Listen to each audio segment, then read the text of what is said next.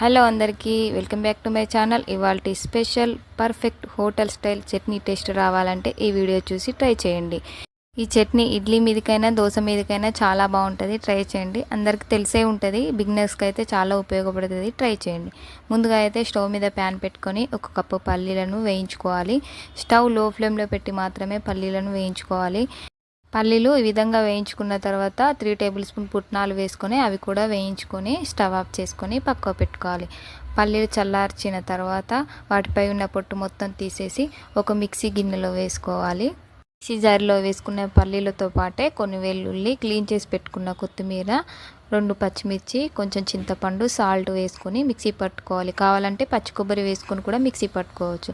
ఆ తర్వాత తాలింపు వేసుకోవాలి. ఈ తాలింపు చట్నీలో మంచి ఫ్లేవర్ని ఇస్తుంది. స్టవ్ మీద ప్యాన్ పెట్టుకొని ఆయిల్ వేసుకొని జీలకర్ర, ఆవాలు చిట్లిన తర్వాత కొంచెం కరివేపాకు వేసుకోవాలి. కావాలనుకుంటే కొంచెం పసుపు వేసుకొని ఈ చట్నీలో వేసుకోవాలి. తాలింపు మొత్తం మిక్స్ అయ్యేలా కలుపుకొని ఇడ్లీతో పాటు సర్వ్ చేసుకోవాలి. చాలా బాగుంటుంది. ట్రై చేయండి. నచ్చినట్లయితే ఫాలో చేసి సబ్స్క్రైబ్ చేసుకొని సపోర్ట్ చేయండి.